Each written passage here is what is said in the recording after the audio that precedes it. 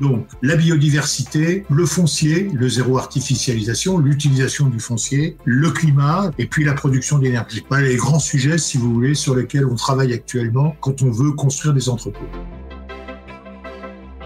Le développement du e-commerce, l'évolution des business models vers des services de location, de réparation, tout ça, ça implique de revoir le modèle et l'organisation des entrepôts vers encore plus de complexité. L'entrepôt logistique, c'est un magnifique terrain de jeu avec beaucoup d'innovations encore qu'on peut apporter. Rien ne se perd, rien ne se crée, tout se transforme. Et surtout, tout ou presque se réutilise. Bienvenue dans Au cœur de la boucle, le podcast qui porte les voix de l'industrie circulaire. 89 millions de mètres carrés, 10% du PIB français, 1,8 million d'emplois. La filière logistique est à la fois vitale et stratégique pour l'économie française. Et les entrepôts logistiques, au cœur de cette filière, sont les témoins de sa mutation. Entre évolution technologique, exigences environnementales et tensions immobilières, à quoi les entrepôts logistiques vont-ils ressembler dans le futur ? Rétrospective et prospective en compagnie de 3 experts et expertes. Claude Sanson est le président d'Afilog. Cette association créée en 2001 fédère les professionnels de l'immobilier logistique et industriel. Emmanuel Rouault intervient sur l'ensemble du spectre de la chaîne logistique, de la définition d'une stratégie à la digitalisation, en passant par les très actuelles questions de supply chain durable. Paul Margot est responsable du pôle Product Management de l'entreprise Exotech. Cette licorne française crée et déploie des solutions robotiques pour automatiser et optimiser les entrepôts logistiques.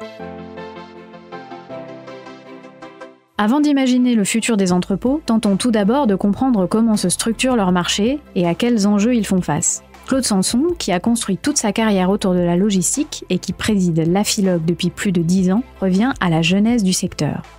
La professionnalisation de la logistique, elle date d'une trentaine d'années à peu près. Moi, quand j'ai commencé ma vie professionnelle, on ne parlait pas de logistique, on parlait de, comment ils appelaient ça, mes collègues à l'époque, un mal nécessaire. Il fallait transporter la marchandise et il fallait que ça coûte le moins cher. En France, c'est à cette époque que les entrepôts ont commencé à s'implanter sur la dorsale Lille-Paris-Lyon-Marseille. Au fil des décennies, ils se sont aussi installés sur l'arc atlantique, qui part du nord de la Bretagne pour aller jusqu'à Toulouse. Claude Sanson relève une autre évolution importante pour comprendre notre sujet. L'autre différence, vous l'avez peut-être constaté vous-même, c'est qu'il y a 25 ou 30 ans en arrière, les entrepôts étaient des choses un peu dispersées. On avait un terrain, on construisait. Aujourd'hui, on est beaucoup plus dans des zones logistiques, beaucoup plus qu'avant. Donc ça, c'est important. Et depuis les années 2000, la législation qui encadre ces bâtiments et structure ces zones intègre les préoccupations environnementales. Il y a eu les lois Grenelle 1 et 2 au sujet de la performance énergétique des bâtiments, les accords de Paris, puis la loi Elan. Claude Sanson pointe les dernières en date. Dans les derniers textes qu'on a connus, il y a autour des années 2021 la loi Climat et Résilience, qui est quelque chose d'extrêmement important dans notre fonctionnement.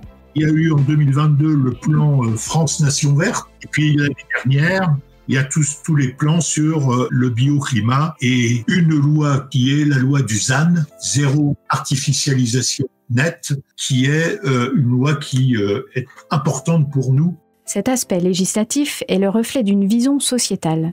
Paul Margot, en tant que responsable du pôle Product Management de l'entreprise Exotech, est aux premières loges pour observer les changements qui transforment le visage des entrepôts.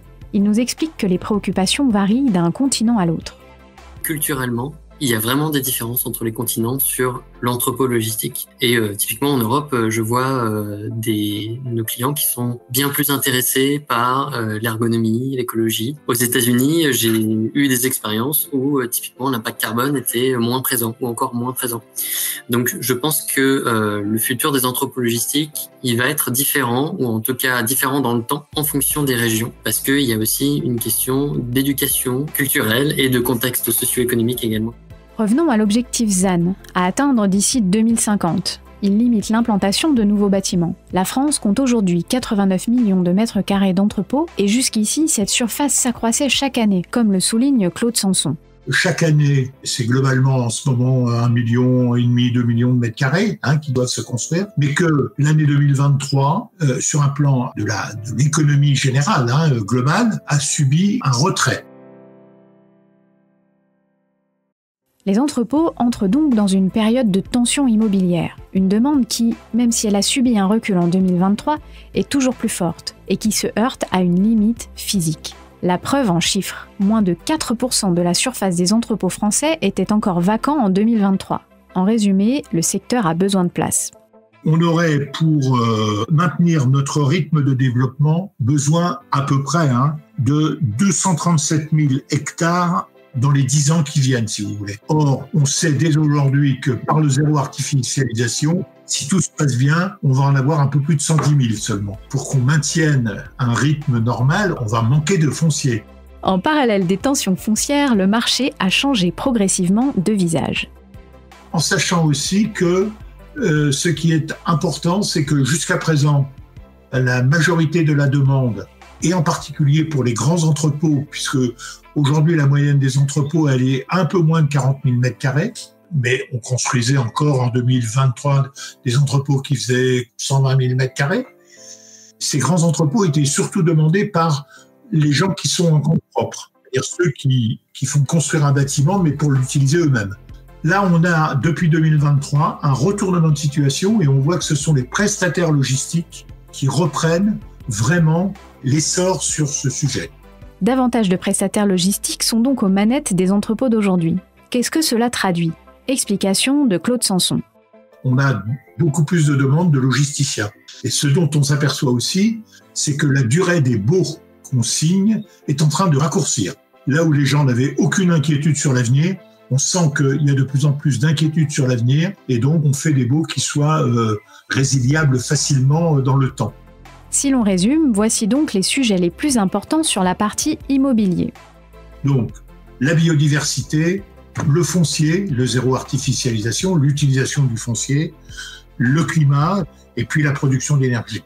Voilà les grands sujets, si vous voulez, sur lesquels on travaille actuellement quand on veut construire des entrepôts. En sachant que tout ce que je vous dis là est important, mais que le foncier est extrêmement important parce que tous les efforts qu'on peut faire dans ce domaine, si vous mettez l'entrepôt à 30 km de son barycentre, parce qu'il n'y a pas de terrain là où il y a son barycentre, vous allez créer du trafic, il va vous faire perdre une grande partie des efforts que vous faites en matière de décarbonation. C'est là où nous attachons aussi beaucoup d'importance au foncier.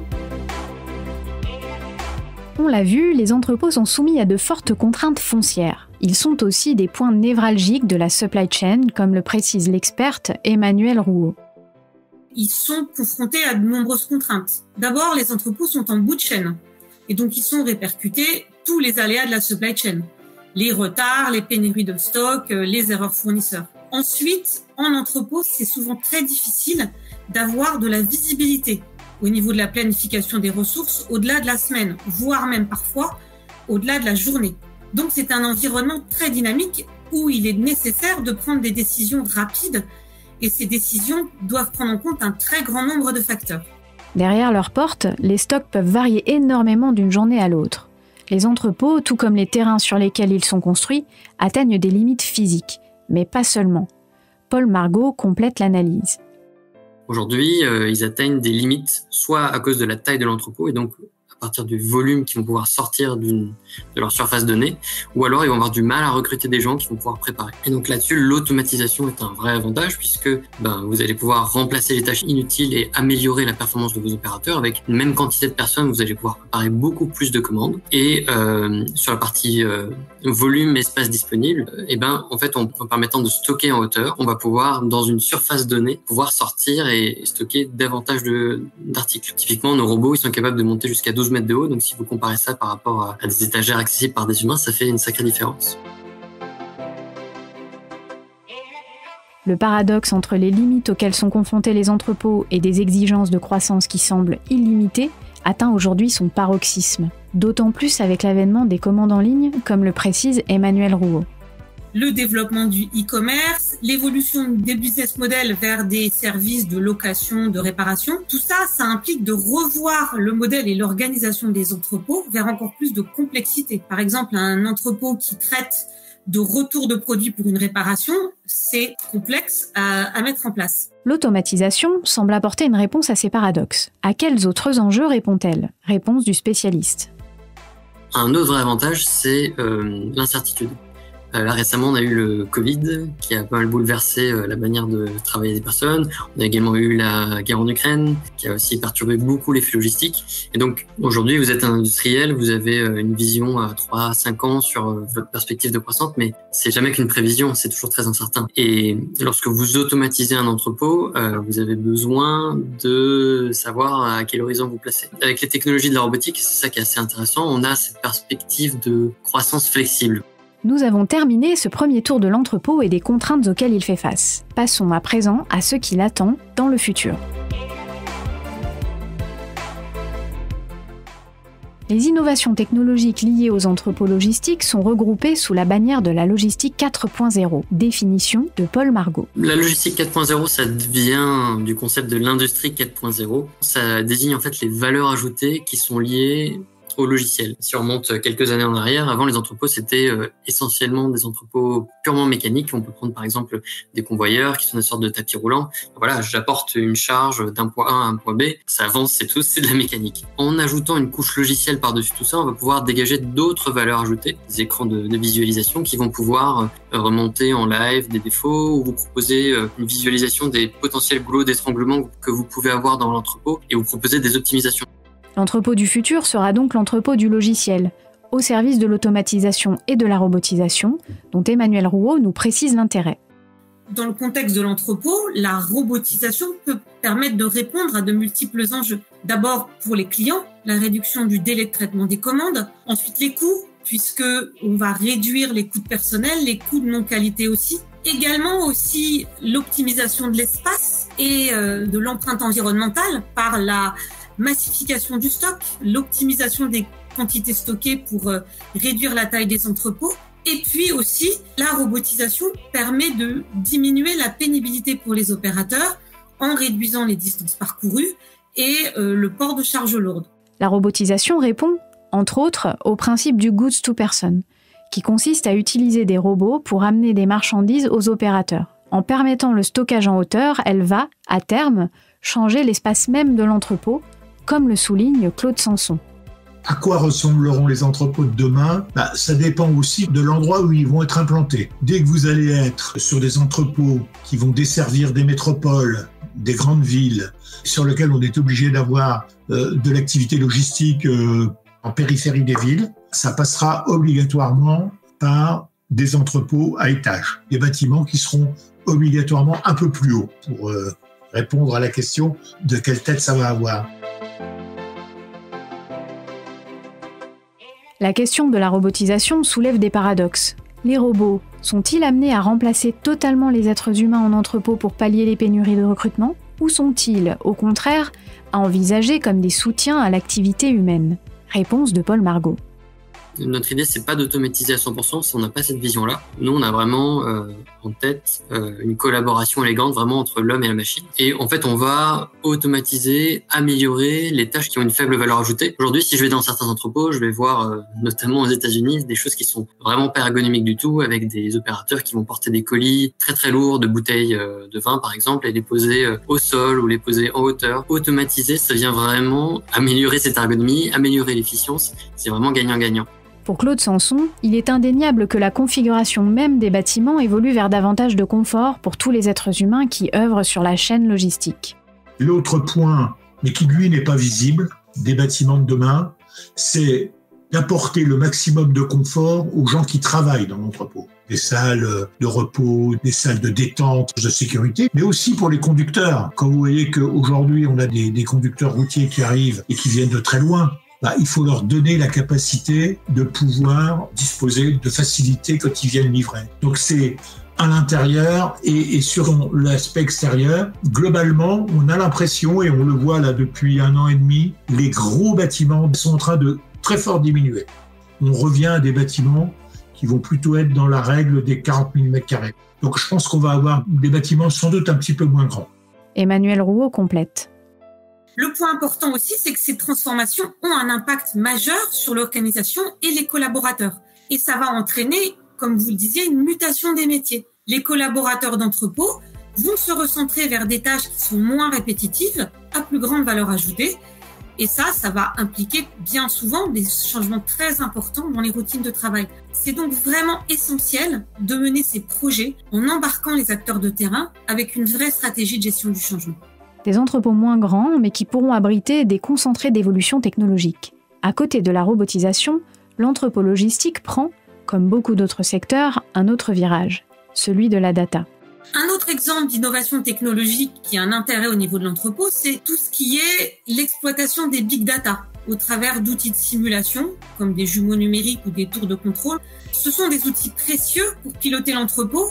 On a dit qu'au niveau de l'entrepôt, il y avait besoin de prendre des décisions rapides et complexes, et ces outils-là peuvent aider à cette prise de décision. Une tour de contrôle, comme dans un avion ? Pas exactement. Précision d'Emmanuel Rouault. Une tour de contrôle, c'est un cockpit, un peu comme on a un cockpit dans les avions, mais c'est le cockpit de l'entrepôt en fait. On va y rassembler l'ensemble des données nécessaires au pilotage de l'entrepôt.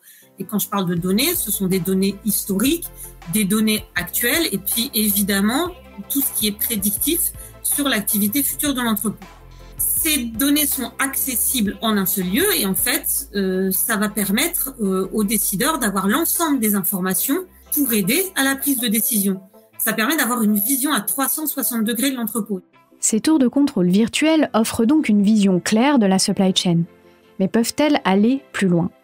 Les nouvelles générations de tours de contrôle sont même de véritables outils prédictifs puisqu'elles traitent les données en temps réel et grâce à des algorithmes d'intelligence artificielle et de techniques de machine learning, elles sont capables de vraiment d'aider et d'apporter des éléments concrets pour la prise de décision. Et à quoi ça sert ? Par exemple, pour monitorer les réceptions fournisseurs, gérer les ressources, optimiser les plannings, suivre les priorités de commande, assurer une meilleure synchronisation des préparations et des expéditions.